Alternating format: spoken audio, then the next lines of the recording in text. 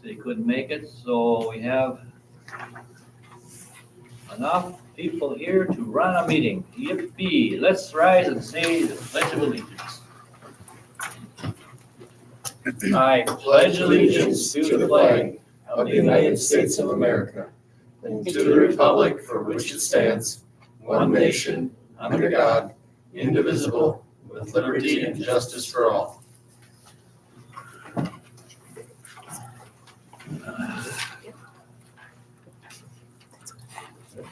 This meeting is a meeting of the Board of Education and the public for the purpose of conducting the school district's business is not to be considered a public community meeting. There's time for public participation during the meeting as indicated in the agenda. Could we verify the meeting notice? Somebody's none tonight? Not much public. No. Right, Winter showed up early. We know who the tough ones are. So we have before us the consent agenda. Meetings of the school board last month. Has everybody looked at that? Does it look accurate enough for you? We have two typos that has to be. Oh, no. They were corrected today, so on the website, they are corrected. Okay, because when I checked the email, it wasn't. Okay, So perfect. I apologize about that. Yep, no worries. And they are now corrected for public view. Okay, thank you. Anything else? Okay. Treasurer's report. A treasurer isn't here, so we'll have to say it looks good. Then we have the expense report. More, everything's pretty much settled Right now, yeah. right now. Yep.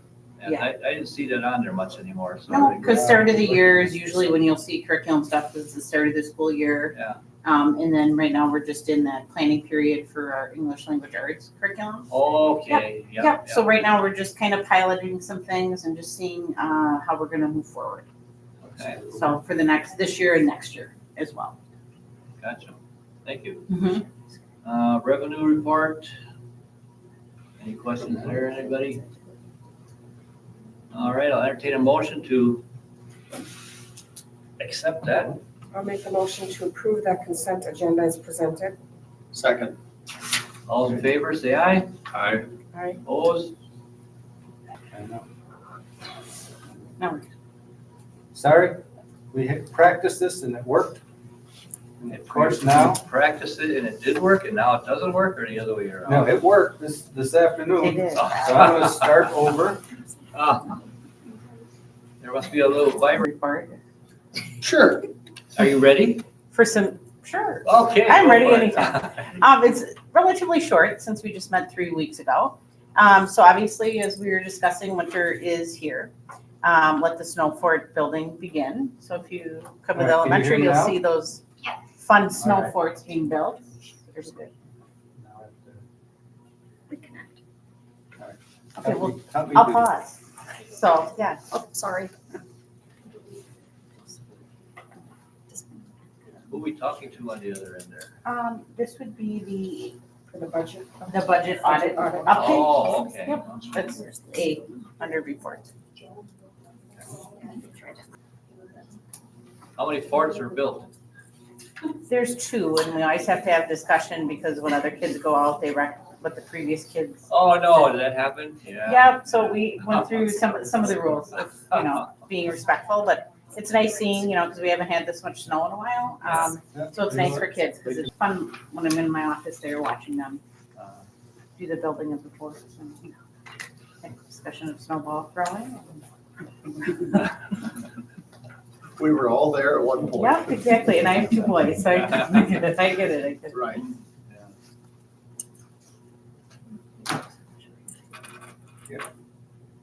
All right. Let me go back to this. Oh, I think I left her again.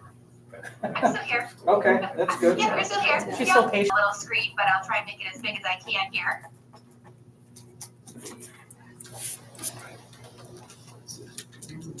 There it is. Take your time, I have nothing to do.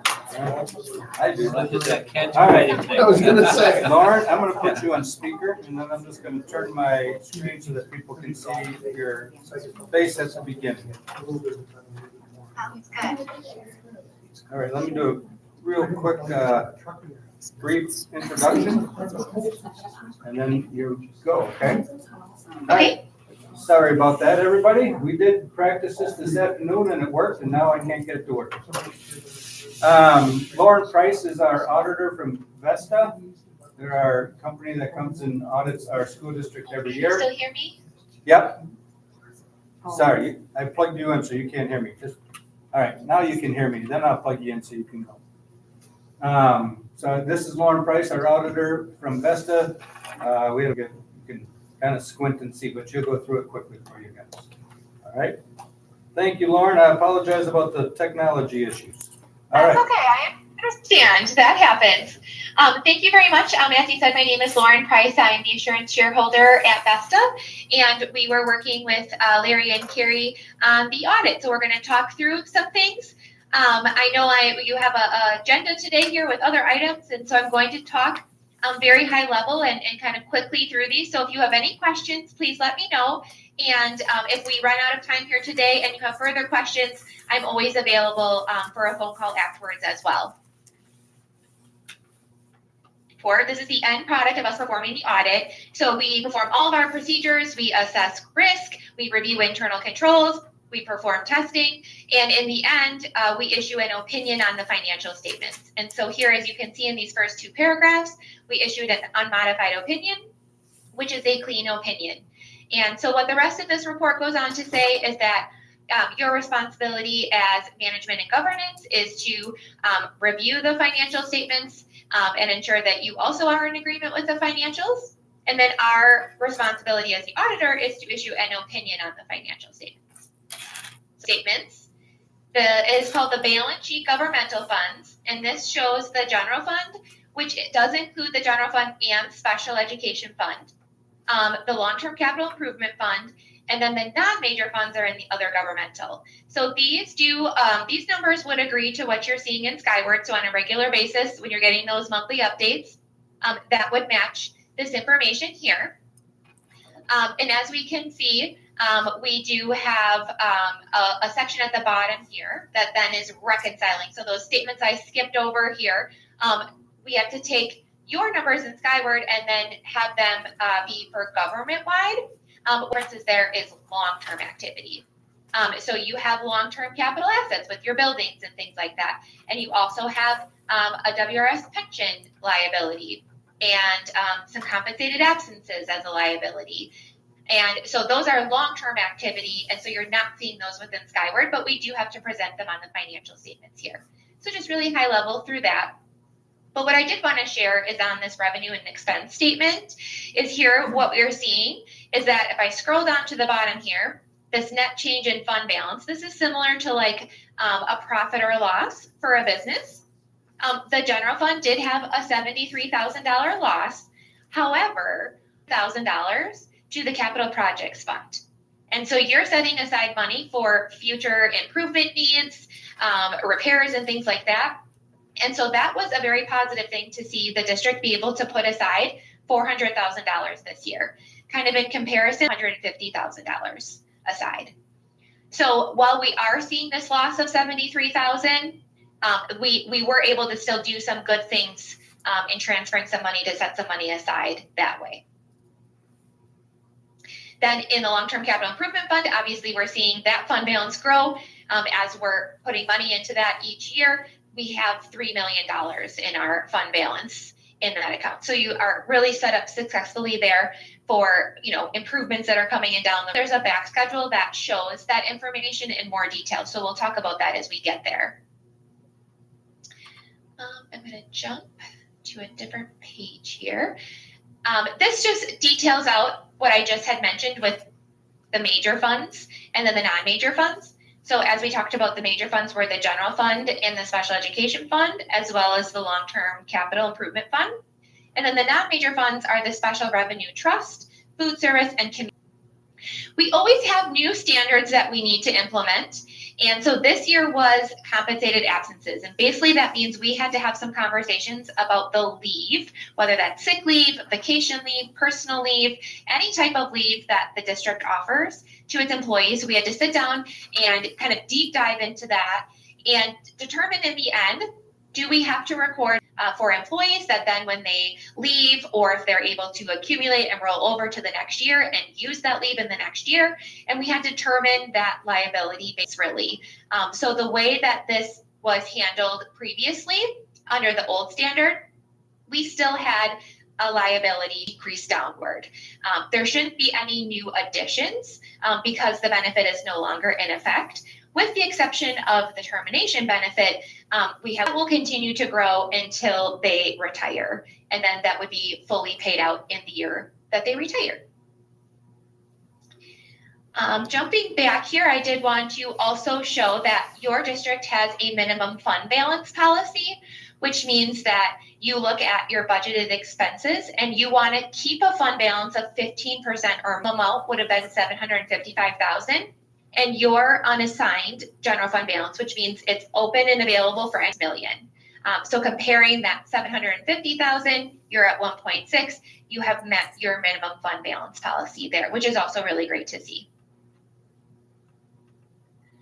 I wanted to also show, when we talk about the building and capital assets and things like this footnote here on page 25 is very helpful just from a high level perspective. Obviously, we're not going into detail of specific capital assets here, but just to look at in general to say, okay, our building, the useful life of these buildings, and we've accumulated depreciation so far of 2.6 million. So something to just keep in mind, because as your buildings age, that's where that money we're setting aside in the long-term capital improvement fund is going an asset that's getting fully depreciated or nearing that depreciation level. That's when the repairs are needed, or new build, new infrastructure, things like that are needed. So I just wanted to point this out. Again, this is high level, but if you ever had any questions or wanted to see the details, these are.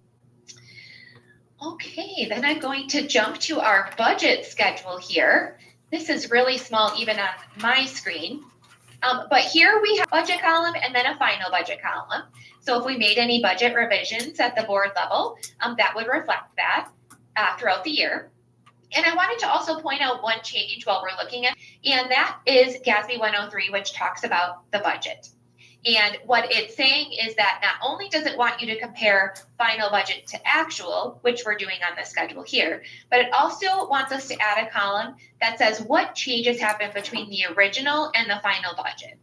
So this schedule will get even larger here next year, because we'll be adding another column. And they also are requiring us under the standards to disclose any significant changes. So let's say we had our original budget and we made some significant changes to get to a final budget. We'll have to just state what that was for. So obviously something happened that we weren't prepared for. And so now, we had a big repair that needed to happen. Or just wanted to point that out while we're looking at the budget here. But as we can see, we budgeted in the general fund $5,053,000 in expenses, and we came in under budget at $5,034,000. So that is also really good to see. We stayed within the budget there. For the special ed fund, we had budgeted $553,000 of expenses, and we did come in slightly over budget with $547,000. So we were over budget by about $6,000. But in the grand scheme of things, I would say you're definitely still within budget there. Improvement fund with our budget, where we did budget a little bit of investment income and then transfer from the general fund. We were hoping to be able to transfer $100,000, and we were able to transfer $400,000. So again, really great to see there. Okay, then I'm going to jump down here one more page. So as part of the audit, DPI does require us to test state programs. And well, I'll share this screen, but this one is also very tiny here. But this one shows all of the federal and state money that the school received. $276,000 of federal money, and you received $2 million of state money. So as we're looking at those state programs, we are required to test some every year. And so this year we tested general equalization aid and per pupil aid, and we did not find any non-compliance within those programs. Okay, those are the financial statement highlights we touch on here. This first letter is our letter to governance saying how the audit went. And so we talk about any new standards that we implemented, estimates that are included in the financial statements, as well as if we had to make any material journal entries or corrections to any of the balances. And happy to report, everything was really great. We worked very well with Carrie and Larry to get through everything, and in the have very many adjustments that were needed from our end. So overall, a very good audit. It's just our management letter. We just like to talk about anything that's going on. Sometimes if we have any recommendation or suggestion, we will have that in the letter here. We went into some further detail on, there's actually 2 new standards coming up here down the pipeline. The first one we talked about with GASB 103 for the budget, that gives a little bit more information there. And then there's also another GASB 104 that looks at capital assets. And if we have leased assets or a technology arrangement, that they want to see that segregated. And so right now, that is something that we currently already do with our clients. And so this standard probably won't have as big of an impact. But ultimately, they're just wanting to say if we leased copiers, they want to see that separated out instead of being included in furniture and equipment. They would want to see that leased equipment separated out. Okay, I've talked very quickly here.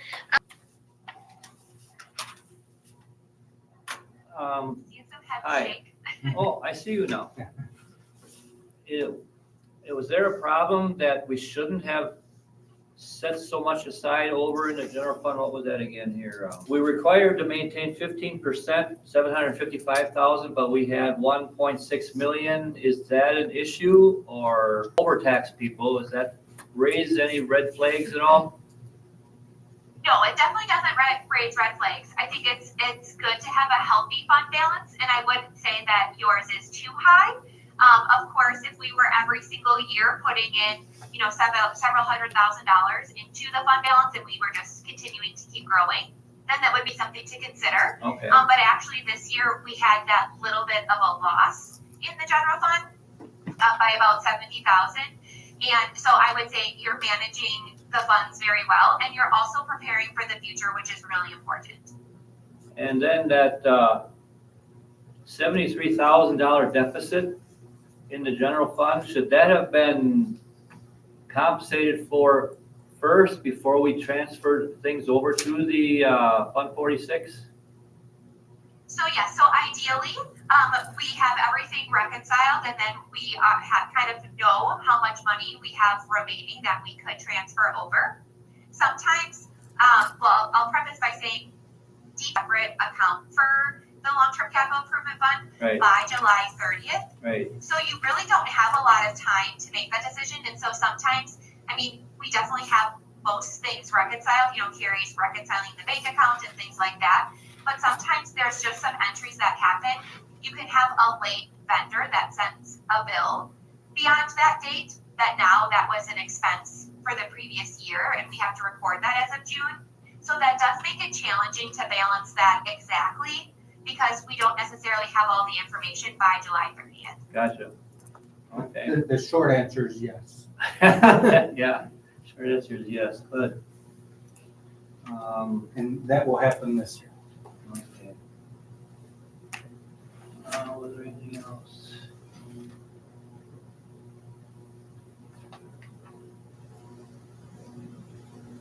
That'd be all the questions I have. Anybody else have any questions here? Okay, well, thank you very much for your time. I appreciate it. Lauren, thank you so much. Yes, thank you. Have a great night. You too. Bye. All right, I apologize about the technology issues. As I joked about in our office meeting today, there's, the new saying, it's not a new saying, it started in about 1990s, back in a way. I'm a digital immigrant. Their kids now are digital natives. They can do anything on a computer, and I'm still struggling to answer text sometimes correctly. So I apologize about that, but we will keep working on it and get it right. Well, we could hear. So again, what I came out of the budget when I met with Lauren earlier is as a district, again, I came in late July. So, and Carrie really started her new overall business office at the, fix some of these. I'll deflect that over here because I wasn't here. So again, I think that the negatives, having a negative Fund 10 fund balance is not a positive thing, but I talked about, you have to do it by July 30th. So we did our best guess, we missed by 73,000 out of a $5.5 million budget. That's not too bad, Right. but that's something we can do better at going into next year. So if you don't mind, I'll just jump into the superintendent report and then we'll go into the rest of the agenda. My superintendent report's pretty short, talking about budgeting. Angie and Carrie got to know me a lot better on Monday because we sat down for 2.5 hours and started talking about 26, 27 budget. And that my philosophy is, instead of starting with the anticipation of having $6.5 million, which is about going to be our revenue this year, and working down to the board and say, hey, we got $6.5 million, we have $9 million, we make decisions as a group saying, okay, what do we have to cut to get down to $6.5 million? But the other thing this does is, which I think you would appreciate, is if you start at zero and we work up and all our needs hit $6 million, and we can tax to $6.5 million, do we need to tax to $6.5 million? And so it's kind of a reverse budgeting. Most people in school districts start at the number and work their way down instead of working their way up. So we sat down, and again, the biggest expenses is always in a school district are employee salaries, benefits. Though that's 80% of our budget is people. Well, that's everywhere in So, any business. correct. Yeah. And so we just started that this week, and we'll continue to do that and give you updates either every month or every other month as we continue to work through that. The other part is, as Clayton and I had a good discussion about the preparing future planning committee, and on Monday to have some answers for questions that we know are going to come up on that very first day. Like, for example, what has the enrollment been over the last 10 years? Are we increasing, decreasing, increasing? Is it all over the place? So we have that, thanks to Brittany and Jenny. I already have that information.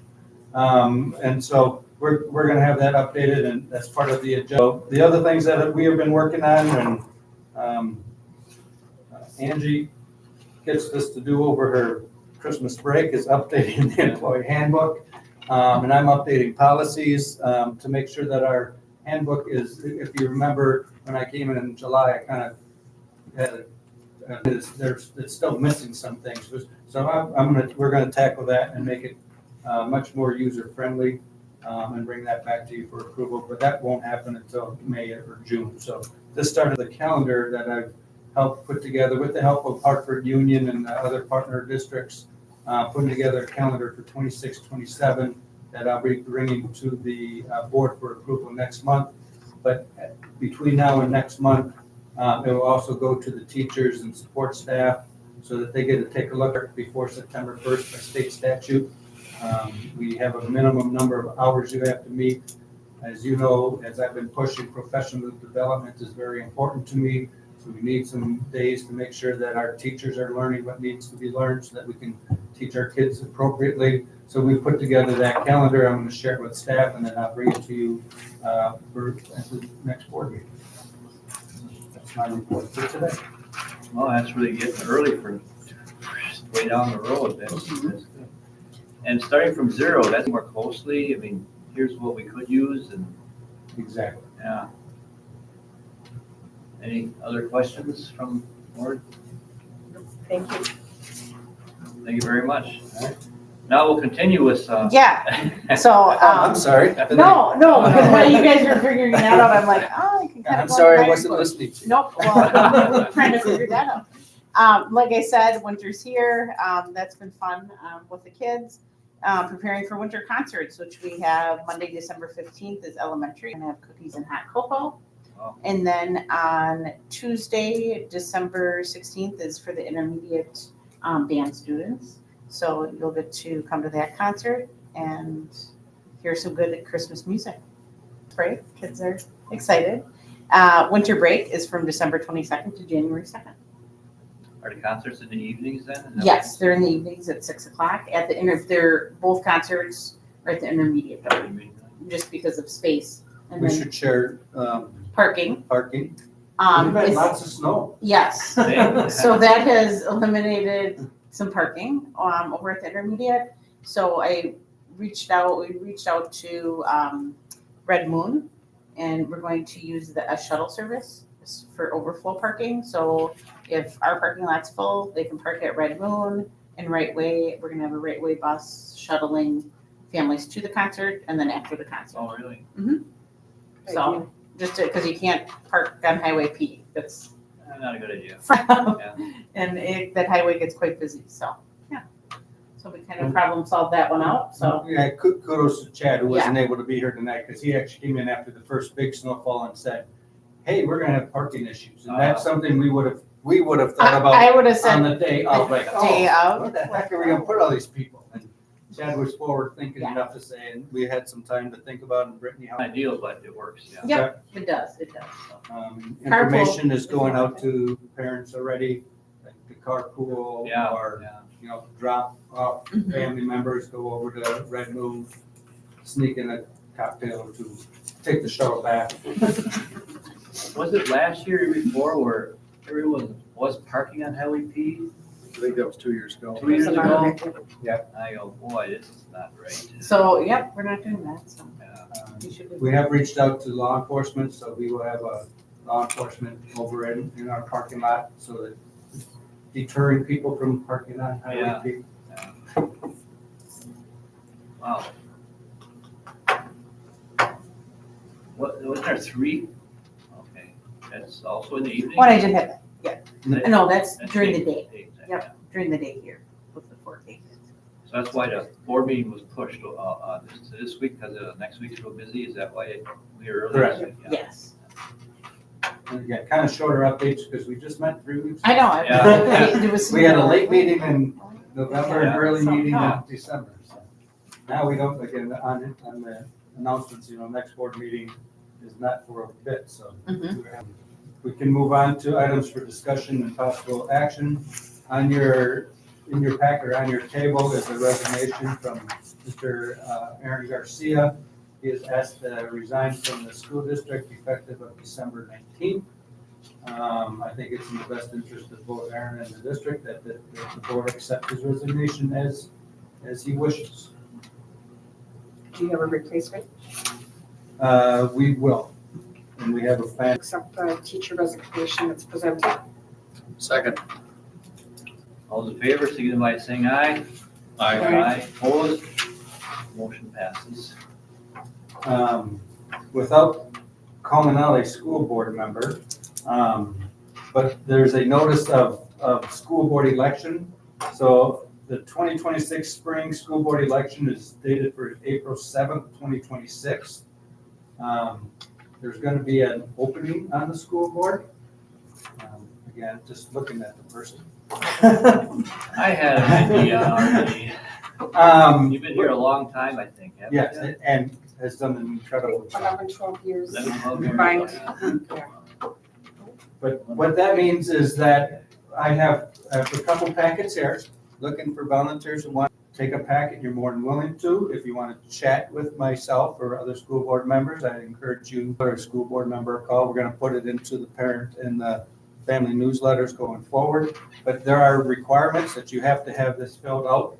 I want to make sure I have this right. By January 6th. And if you are the only person who fills out an application, you still have to run because people can write in their names. But if more than 2 people sign up to run, there will be a primary on February 17th. But either way, anyone wanting to run has to complete and submit the declaration of candidacy by 5 p.m. January 6, 2026. That's a state law. That if you come in at 5:05, we can't accept it. So January 6th is the date that it has to be in by 5 p.m. And again, I'd encourage all parents or community members who want to give some time back to the school district. I think Michelle will tell you she's been on board for frustrating some days, but very rewarding overall, I guess. I don't want to put words into your mouth. Very rewarding. So one position open then for this? One position open for this school year. It's a 3-year term, so it's not a life commitment, it's not a 12-year term. WSB convention, again, I just keep bringing it up to the board. If you are interested in going, please let me know or Carrie know. we will sign you up. It's January 20th through 23rd. If you're interested in that school finance puzzle that we talked about last time, please let me know. The delegate assembly, Mr. President, Board President, I gave you in your packet includes the delegate assembly, so you have that information if you're able to make it. And then finally, the school board discussion and dates on the future planning committee. Again, we met, Clayton and I talked about, we want to make it times you just can't do them. Posted as a committee meeting, so it's open to the public and they have input. The second one is going to be Wednesday, February 4th. Again, both of them are at 6:30. I anticipate there will be a March and hope maybe an April meeting, I'm not sure, depending on what's needed. And we will either have it on a Monday or Thursday in March and April, so that we have it open on every night so that as many community members, Clayton and we had talked about, we also want staff members to be able to come, so depending on what they have, so that they can give their input. So we're gonna make it open to anybody and all. And the first day is really just a lot of information, and gather the information as needed going forward. Just that it's gonna move around a little bit just to try to accommodate, not everybody can make a Tuesday. That's why it's gonna be, the first two are gonna be on a Tuesday, Wednesday, and then we'll probably move it to a Monday, Thursday. That way people can try to at least make one of them, try to work with everyone's schedules. And if there's any suggestions for that, we're more than willing to hear them. Well, sounds like it should work. Just finally, a quick announcements. Our next board meeting isn't until January 21st. So we get a little break. As Angie said, she gets a break from me over Christmas break. So you guys get a break from me for a couple of weeks, although I'll keep texting you. She just talked about the elementary Christmas concert and the intermediate band concert, 4K Christmas concert, all coming up. And then when we come back, we're in 2026 quickly. So with that, I would ask for the board to adjourn into executive session. I move we do so. Need a motion for that? We move it to closed here, and then we move out of closed to open here too also, right? I have to So we have to make a motion. Make a motion to adjourn to closed session. Roll call here too or not? Just all in favor? All in favor? Aye. Opposed? Thank you,